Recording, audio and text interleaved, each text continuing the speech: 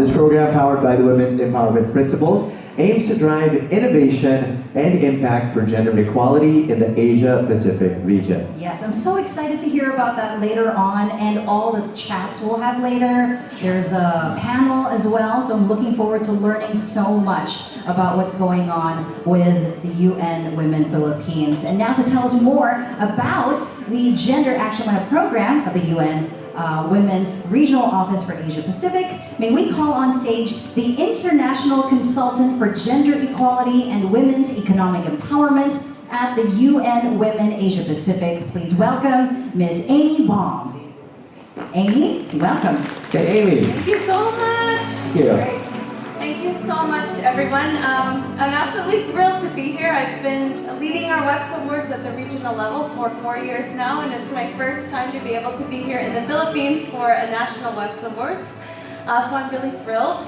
I'm going to peel back the curtain just a little bit and give you a little bit of the taste of the journey and the universe of GAL. I'm glad everyone has the lingo down already and what brought us here today and what we're hoping to do together with all of you at the local level and all at regional level as well. So if we could go to the first slide, please.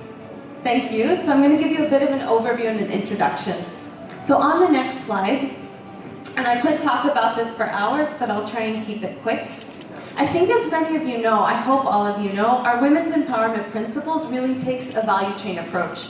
So this is one of the unique value adds of the WEPs. It's not just a framework for gender equality in the workplace. It covers the C-suite and strategic leadership decisions for gender equality, as well as in the workplace, but down into the marketplace as well. So you're impacting women in supply chains, women entrepreneurs in the marketplace, leveraging your influence as a private sector through your marketing and advertising, and also undergirded by a principle on measurement and transparency. As we've heard, talked about the importance, which is something we really prioritize at the regional level as well. So on the next slide, I'm not going to go into all the details, but just to show you that we've been on a journey as UN Women since we started mobilizing the WEPs community since 2019. So we've started with a program called We Empower Asia, many of you may know, that was supported by the European Union. We've had a journey to start the WEPs Awards to capture some of the best practices that were happening. We've worked to develop a transparency and accountability framework towards the WEPs to guide companies to go from assessment and benchmarking to actually tracking and reporting on progress. We've also worked with ASEAN to develop country and regional action briefs to look at how governments as well and business regulators can leverage the WEPs to drive private sector action.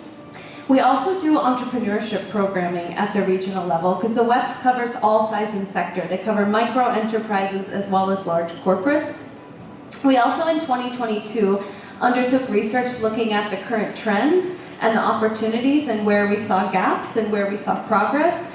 We brought that last year to the WEPs Forum, and some of the findings coming out of that, we've been working with DFAT, and that's enabled us to start this new program, Gender Action Lab.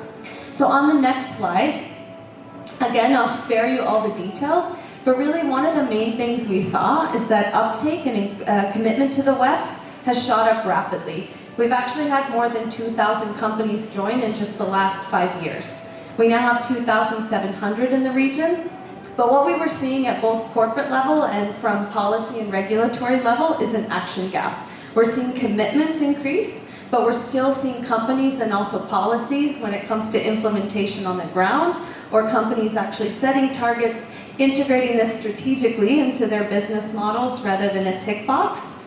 There's still a gap. What we also saw was needed to help bridge this gap was innovation. So on the next slide, and this is really a lot the brainchild of our partners at DFAT and also our regional women's economic empowerment lead who couldn't be here tonight. But we really wanted to start something new, to really bring together innovation, gender equality, and the power of the private sector to drive that commitment towards deeper action. We know the private sector infuses innovation and brings innovation in everything they do, and we want to leverage that, and we want to also help build it into the private sector so that we actually get some of these new models that we can replicate, that we can scale, that we can localize in different contexts, and then help bring us to larger impact. And in GAL, or Gender Action Lab, We're also taking a more concerted diversity and inclusion approach to recognize women in all their diverse forms and gender equality that spans beyond the binary and includes people with disabilities, people who identify as LGBTIQ+, looking at different ages, different socio-demographic status. On the next slide, I'll keep going quite quickly, I know we're at time. We're starting with 4 countries for the Gender Action Lab, with Cambodia, Malaysia, the Philippines, and Indonesia. We'll be working closely also with our partner program, Investing in Women, that you've heard some of the work about tonight. We're bringing together UN Women's expertise and our WEPs brand, which we've been working to implement over 10 years, a network convening different partners, innovators, and making those connections, and also helping amplify the work the private sector is doing. This is starting for 4 years, and we also already want to co-create it with all of you to span this into a bigger, more sustainable long-term platform.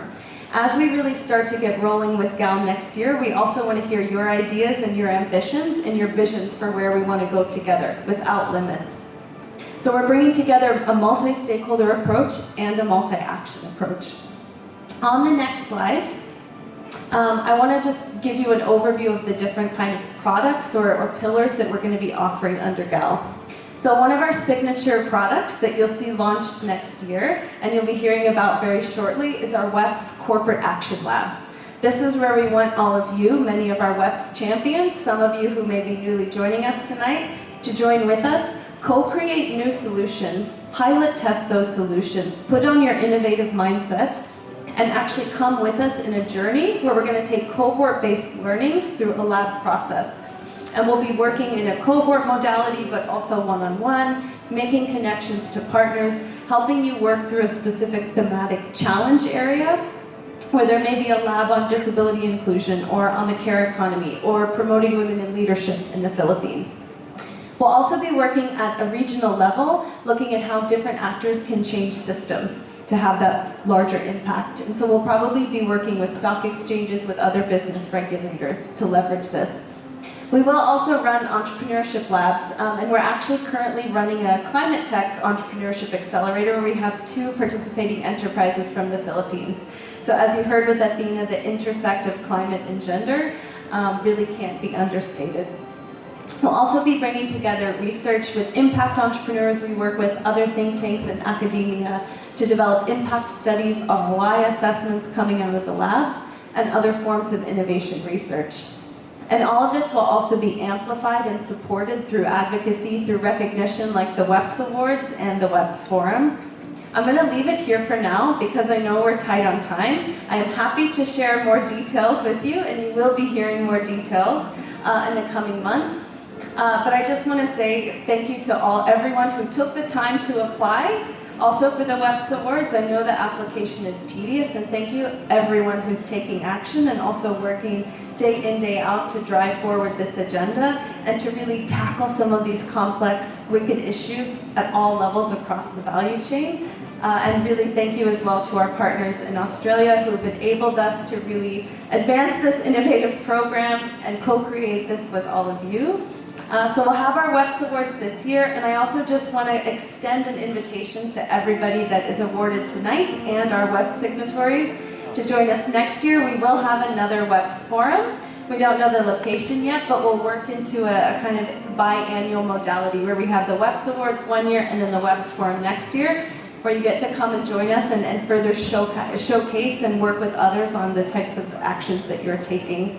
So I can share more details if anybody wants to come talk to me later. But to dive a little bit more into the local context, I think we're going to hand over next to one of my colleagues at UN Women. And thank you for having me tonight. Thank you so much for that detailed overview of the Gender Action Lab program, Amy. It really does take a village, to do something like that. It's a very collaborative effort because in the end, it really helps not just women, but all of us. Truly. And can I just say to have women like Amy up there, I was just marveling at how you were just talking about everything, just like point for point, just so quick. So So I was thinking to myself, either she's given this presentation like 100 times, or you're just that passionate about it. Both. Both. Amazing. It's amazing. It's amazing. So who do we have next, Justin? Up next, she's going to speak just as fast. No, I'm just kidding. We had Just the as pleasure, well, too. just as well. Really knows her stuff too. We had the pleasure of meeting with her as well a couple days ago. Our next speaker is the program analyst for the UN Women Philippines' newly launched Gender Action Lab program, or GAL. She's going to be taking us through the presentation of the Philippines' standing in gender equality in the world of work. Without further ado, we present to you Antoinette Tony Santos.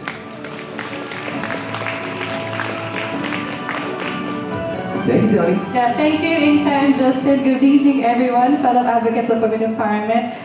This is actually my first time to speak at a big crowd, so yeah, I usually work behind the scenes, and I'm truly honored to be here with you today, to stand before you today, to discuss an advocacy that lies at the very heart of what we do at UN Women.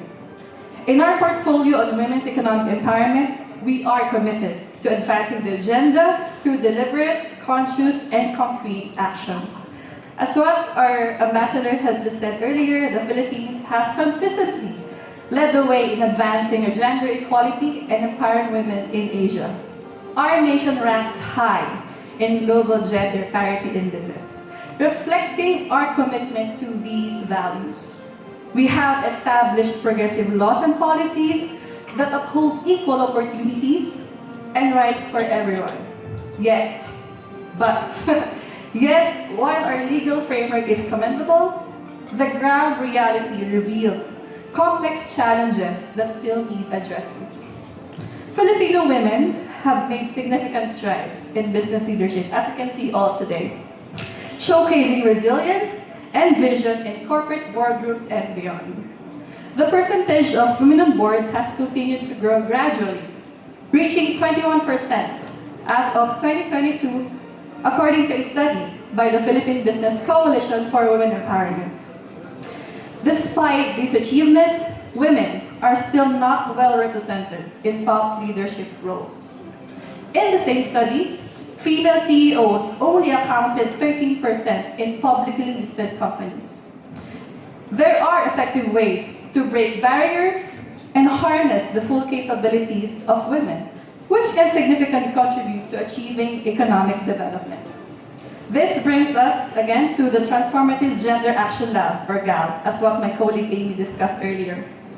GAL is not just a concept. It is an innovative and dynamic platform designed to bridge the gap between commitment and action.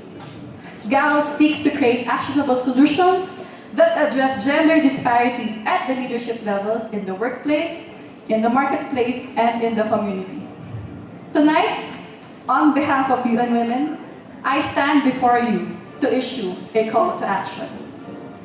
Businesses hold immense power to be catalysts and change makers in the journey towards gender equality. Companies that make gender equality a top priority tend to be more innovative, they are more valuable, and they are more successful in attracting and retaining the top talent. One pivotal step in this journey is for businesses to become signatories to the Women's Empowerment Principles, or WEPs. WEPs offer comprehensive guidance on how to promote gender equality through corporate action. Currently, over 2,700 companies in the Asia-Pacific region, including 180 from the Philippines and counting, are signatories to the WEPs. The increasing number shows that companies in the region and in the Philippines see themselves as having excellent practices and want recognition for them. At UN Women, we urge all businesses to take an active role in promoting women's economic empowerment. And by doing so, you are not just meeting ethical and regulatory standards, but also carving the path for a more equitable and progressive workplaces. So in closing, let us remember that gender equality is not just a quest for women alone. It is a collective endeavor that requires the commitment and collaboration of all members of society. So together, we can create a world where every woman and girl has the opportunity to thrive and contribute to a brighter future.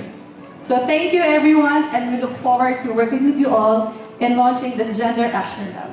Maraming salamat po. Thank you so much, Tony.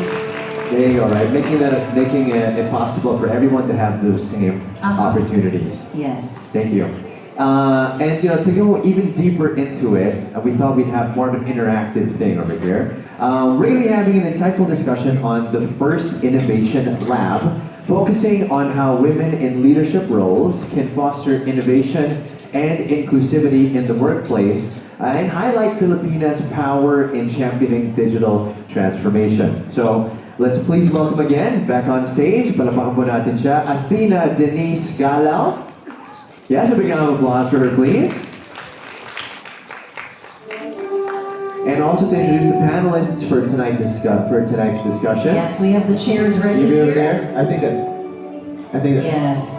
You look good there. It's good. It's good over there. Lovely. The first panelist is named among the 100 most influential Filipino women in the world. She champions inclusive leadership and innovation, combining operational excellence with a commitment to developing future-ready, diverse workplaces, and has over a decade of transformative leadership in the IT BPM sector. Please welcome the country head of Infosys BPO Manila and chair of Women in Action. Let's please welcome Ms. Ai Campos.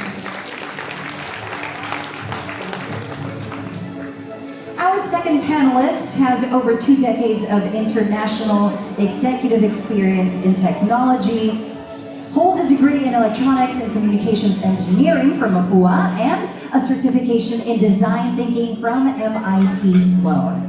As the CEO of Connected Women, she drives impactful programs like Elevate IDA, which offers AI data annotation training and employment opportunities for women in the Philippines. The community has grown to over 200,000 members, upskilled more than 58,000 women in digital skills, and trained nearly 2,000 women in AI and ML.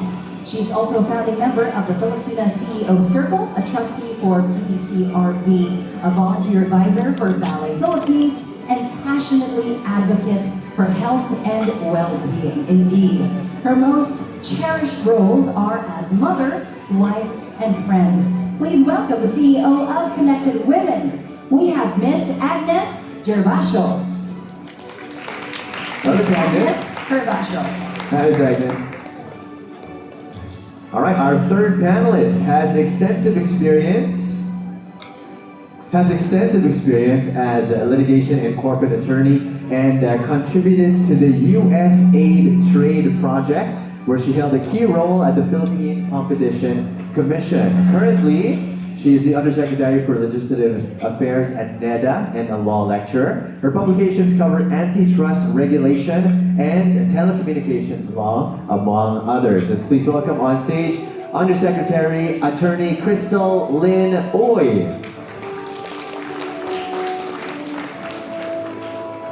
Hello, Attorney. You can say it right over here, yeah? Okay. Here, yes. And our final panelist is the Chief Sustainability Officer of PLDT and SMART, and has been with the company since May 2001.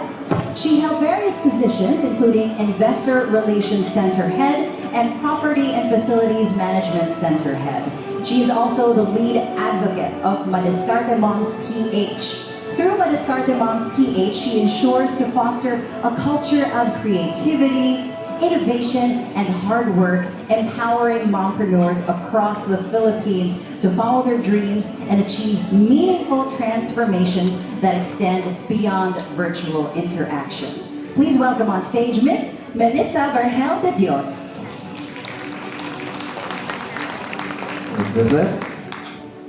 All right, Athena, it's all yours. Thank you so much. And while I think our servers are serving the food, welcome to the session on the power of Filipinas to champion digital transformation. So we have 4 powerful women in front of us.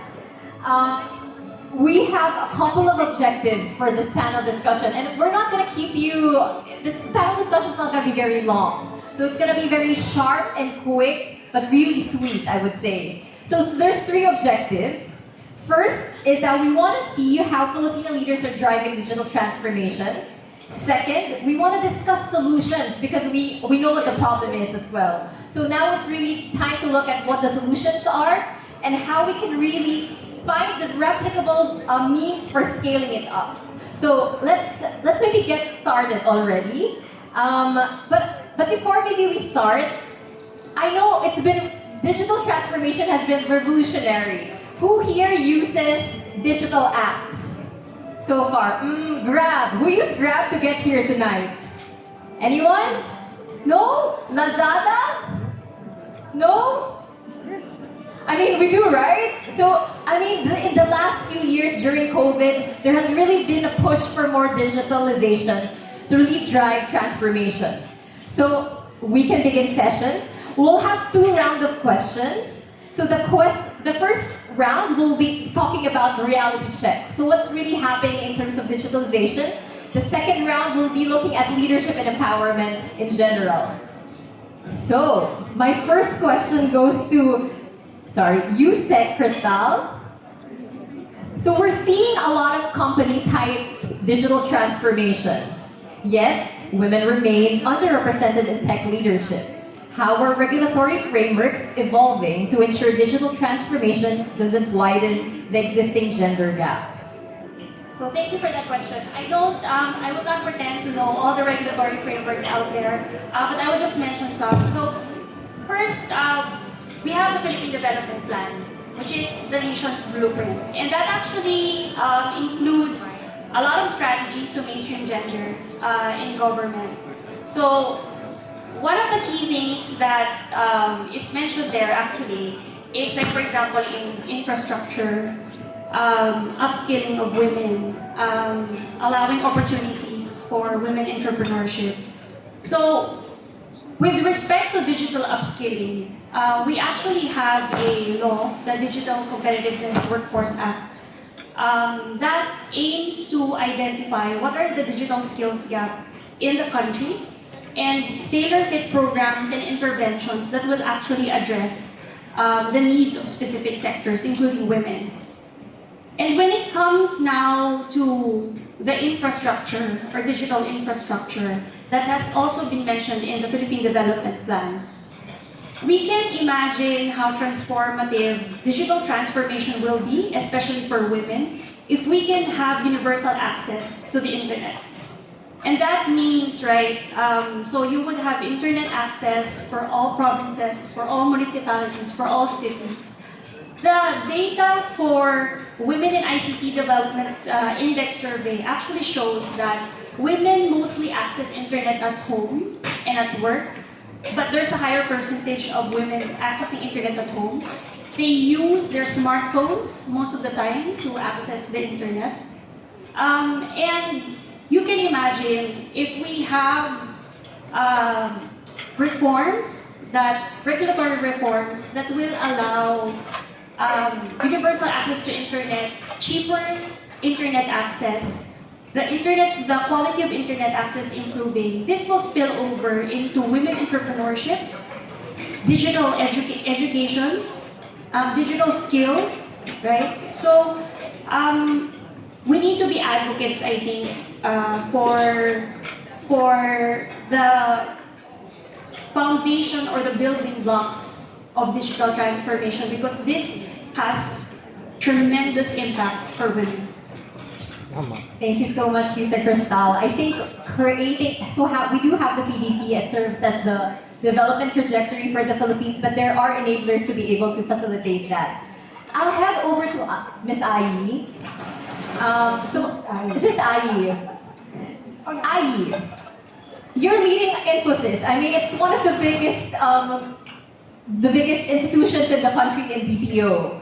But you also see both the sides of remote work. While it offers flexibility, and we all know this, studies show women bear increased domestic responsibilities while working from home. How do we prevent work from becoming another barrier for women's advancement? That's actually a very tricky question, because it's the home, right? And in any conversation that talks about home, there has to be participation between the woman and the man, or the husband and the wife. So in order for women to continuously be successful despite the working arrangement, there has to be constant communication in the family members to allow for women, or to at least share the load in terms of care at home, right? So I think we need to start taking away mindset that home care is only for women. We have to start taking away mindset that cooking is just for women, that washing clothes is just for women, taking care of the children is just for women. And I think it's that unpaid home care that is not allowing women in that kind of working model to really, succeed. And so participation of the husband in those conversations need to be more active, and the women needs to be more forthcoming to also have those conversations and put it on the table. It can't be, we cannot assume that it's understood, it has to be told. So I think it has to start at the household. Now companies, we have programs that allows even our employees working from home have equal access to opportunities in the office. Equal access to training, equal access to everything, engagement programs. There are programs that are getting launched that are sensitive to either home or office, and it cuts across the working model. And I think that's very, very important. So it's both a conversation at home that needs to happen, and it needs to be intentional for organizations to craft programs that should cross boundaries of whether employees are in office or employees are home. Thank you so much, Ai. I think you touched upon like the two-pronged approach, right? We also look at shifting a lot of the gender norms within the home, but also shifting all our mindsets and our strategies at the workplace. And the intentionality is something that we really have to take a particular look at to really drive these changes so it works for the women. So, my next question goes to Agnes. Or Miss Agnes? No, just Agnes. Your platform connects women to digital opportunities. I mean, you work with Connected Women and been driving a lot of the work there. But we're also seeing a lot of concerning trends of companies using digital transformation to justify job cuts. How do we ensure digitalization creates rather than eliminates opportunities for women? Okay. When you embark on digital transformation and your goal is to do headcount reduction, you're doing it all wrong. It's all wrong. Because the goal of digital transformation is to make sure that you deliver efficiencies as well as ensure that your business is competitive. I'm sure everybody here is thinking about, is my job going to be relevant now that AI is here? And people have expressed hesitation about adoption, but we have to think about it in terms of AI creating jobs as well. Even the WEF has said that 97 million jobs will be created, and people say, yeah, but 85 will be lost, right? You still have a 12 million net, and that's on a global scale. Closer to home at Connected Women, it is a testament that AI and technology creates jobs. Our community size is 200,000 at the moment, and we have been able to train almost 2,000 women in specialized skills in AI, and these are coming from underserved sectors. It's very real. It's talking to you that yes, AI is actually bringing jobs to even underserved women. We are happy to note that we have also brought forth 58,000 women, various digital skills in working with Meta. And I'm calling on everyone here today to please take a look at how do we bring forth more digital transformation, more efficiency with the thinking of inclusivity and making sure that we all are part of the future of work. Thank you so much, Agnes. I think, yes, the AI revolution is real and we really have to harness it. I mean, even for us, I think ChatGPT has really been really useful as well to really drive a lot of the work. Okay, I'll turn now to Melissa. Melissa, you're working, of course, with PLDT, but also with the Discarte moms. Filipino mothers are increasingly turning to digital platforms for income, yet our social system doesn't recognize digital work as real work. How is this affecting women's economic security and what needs to change? Okay, so maybe by way of background, PLDT Home, which is our broadband business, supports Madiscarte moms. And for the foreigners in this room, I don't know what the equivalent in English is, but Madiscarte is like clever.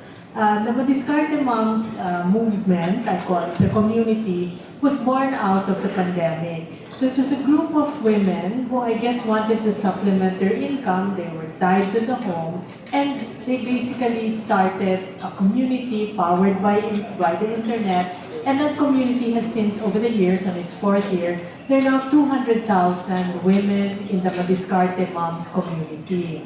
Now, what is that community about?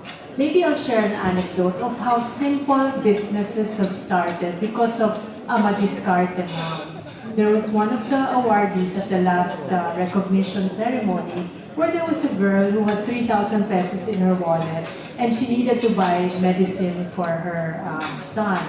And then when she got to the drugstore, the 3,000 was gone, right? So she said, what am I gonna do?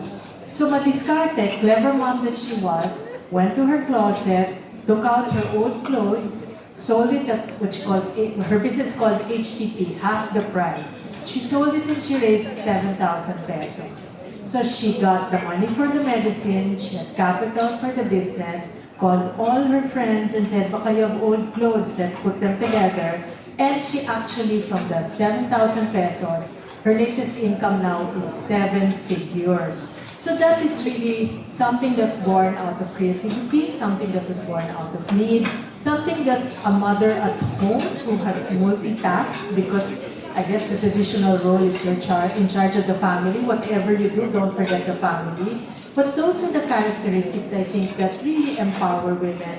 And for companies like PLDT, it's not enough that you connect people, right? You have to make sure that they have digital skills. They know how to use the internet, so we have lessons that teach them how to create their own websites. We also teach them about the dangers of the internet. So we make sure that they are aware that there are dangers like scamming and fraudsters and all that. But as they say, it takes a whole nation.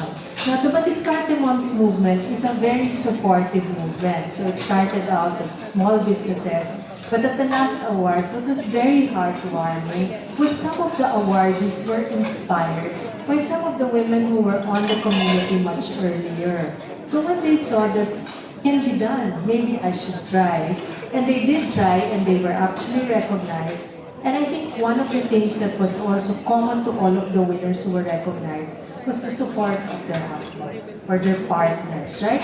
Women cannot do it alone. Of course, there are several successful single women, but I think for those who have the fortune of having partners, one of the key successes is also a supportive partner. And I think when we were in a huddle earlier, while we're talking of women today, I think an important part is also maybe getting the men engaged to us, to the movement, to change the stereotype that maybe the woman is in charge of the house, but maybe the man can be a partner, an equal partner in caring for the family, in raising livelihood for the family. So that's what Madiscarte Moms is about. It's about supporting, it's about encouraging, it's about modeling, and it's also about teaching the other members of the community so that they can go forward. So I think that's something that we do at PLDT in support of the Madiscarte Moms community. Hello? Yeah, it's back. Thank you so much, Melissa. I think you've identified three key things that has to be done: community building, capacity building, and really is still consistently across our panelists is the need to change norms within the home.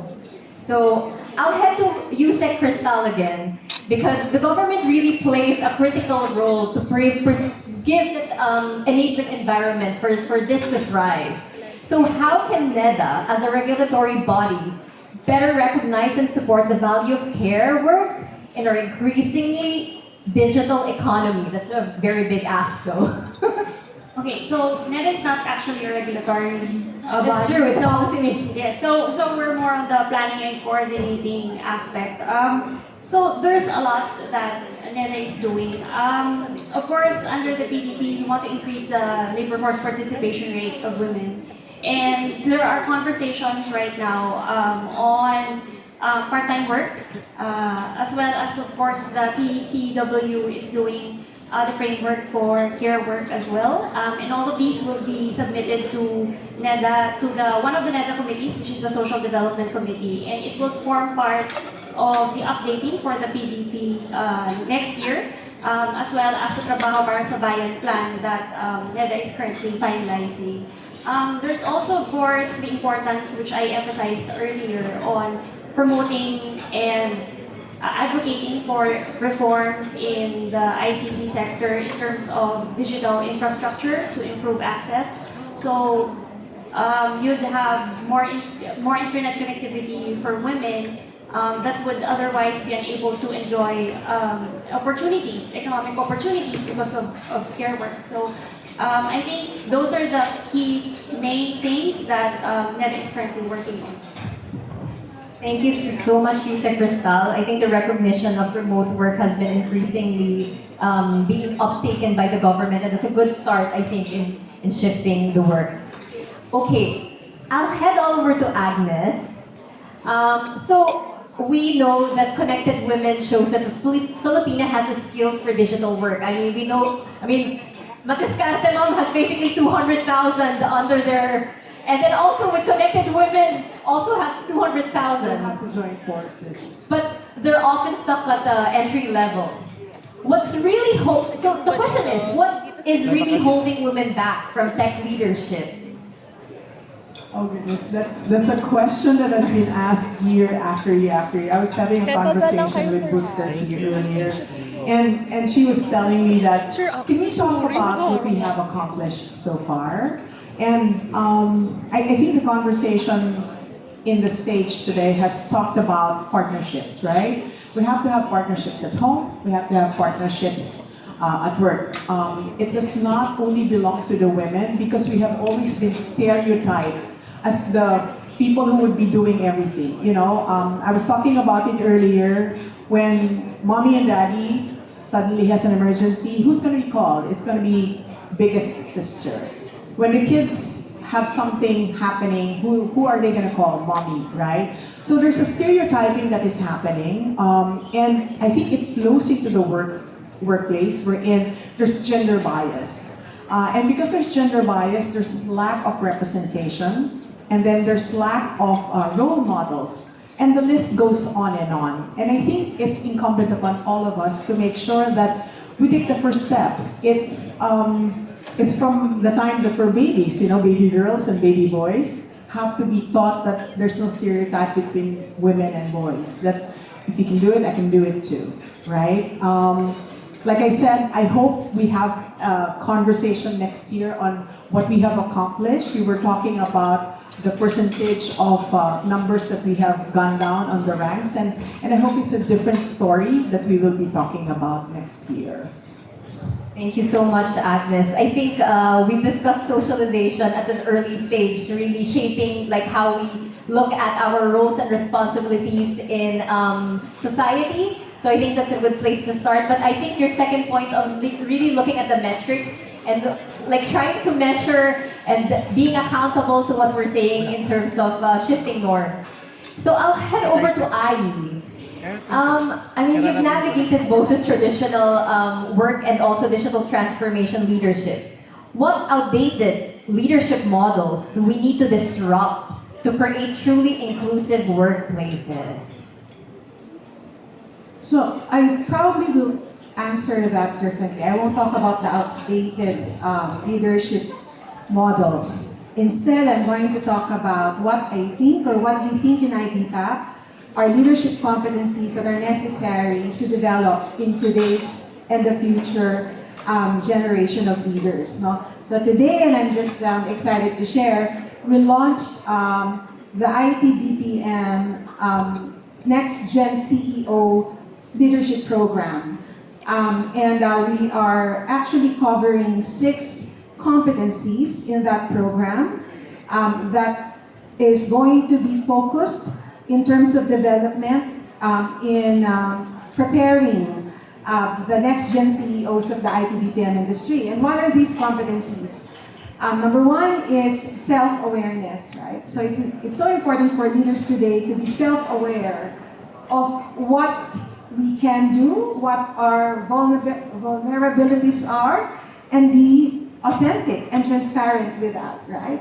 So aside from that, we also are talking about innovation and transformation as a leadership competency because, again, we are in the world of digital transformation. I think it's going to be too difficult for the leaders to navigate the future unless the leader is well aware and averse of what leadership transformation is, innovation is like in organizations. We also talked about inclusive leadership.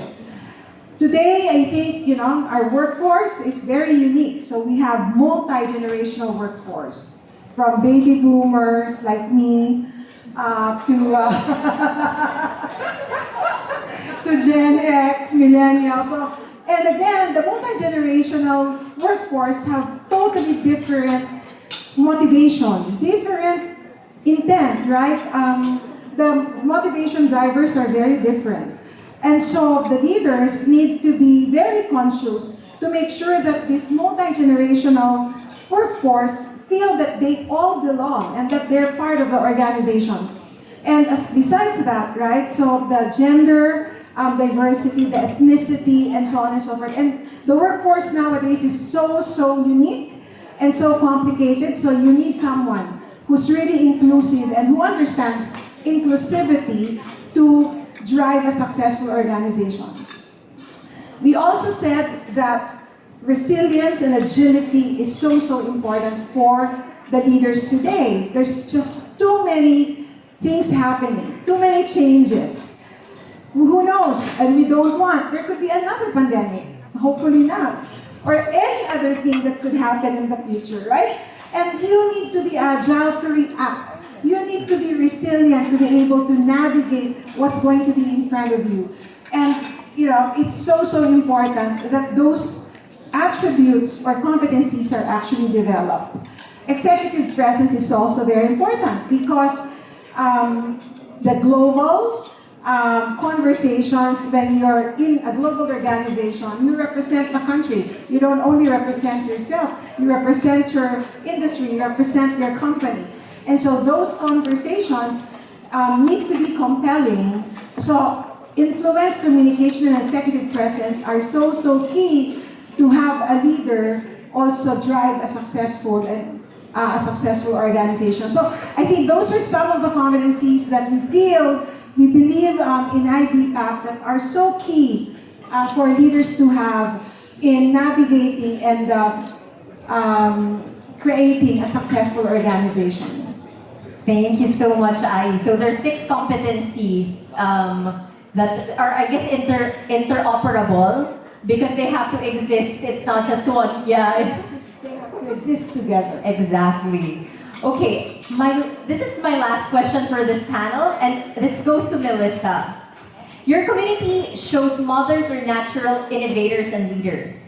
How can organizations better tap into this potential instead of seeing care responsibility as a liability? I guess there's an unconscious bias in the stereotypes that the mother remains at home. I guess what it is we just need to be able to showcase and encourage people to say that you're allowed to dream, right? While your role might be this, you can dream to do better. And I think one way of maybe showing people what the opportunity is to recognize those that have been successful. Sometimes success is not being an executive in the office, it's being a successful entrepreneur. That's acceptable as well. I think the old stereotypes are, you have to go to office, you have to be an employee, you have to rise through the ranks. But I think today's success is defined differently. And I think for those of us who are fortunate in this room, we can be role models to the little women, the little girls that look up to us, and we can maybe show them that they can dream. I think it also starts with education, so that, at a young stage, I think it was mentioned earlier, the stereotypes are broken at that early level, at the formation stage. We need to be able to say that, maybe the traditional role is this and that, but there's no shame if you're a boy and you do laundry. There's no shame if you're a girl and you do your kuya's job. And I guess there are mothers among us in this audience. It's also up to us to nurture our children, to be able to empower them, to actually tell them, go ahead and dream. Go ahead and aspire for something bigger, better. And then I think what's also important is when you aspire for something, I think sometimes kids today don't know how to fail. Right? When the little sign of failure, I guess the boomers are a little more resilient, me included. We've gone through adversities, but the Gen X, they're all about success. And little hiccups, they give up. So I think what we need to build is also resilience. We need to be able to be there to support if they fail and say, try again. And I guess the community that the Madiscarte Moms is all about that. It's about support. It's about role modeling. It's about demonstrating that I can do it, you can do it. And if there are any failures, we're here to help. We'll see how we can help. And then it's also about education, which is PLDT's role. Teach them, equip them with tools and digital skills. So I guess, maybe it's a multi-faceted response, but it's, again, whole of nation approach. Not one answer, but it's all of us working together. Thank you so much, Melissa. Can we give everyone a round of applause, though? That was an amazing panel. Thank you so much. I think what we really realized in this session is that, please take a seat first. But I think we'll have a picture taking at some point. But I think there is so much more opportunity for digital transformation. Sabi naman, ready na tayo. Ay, meron pa. Talagang ang digital world talaga. May meeting sa gabi. No, but it's really an opportunity. You can maybe sige, ma'am. Okay lang. No, but it's really an opportunity. Digital transformation is really an opportunity to transform and not replicate the same inequalities that exist currently in society. I think you've highlighted really good points in terms of partnership building, to show modeling, to show how failure looks like. But also we looked at harnessing the diversity of the workplace now, because there's so much diversity in the workplace that all of us needs to learn from each other, and also maybe shape how we want to go forward. So with that, I would like to call on maybe our host, and maybe one more big round of applause, please, just to wrap up the session. Maraming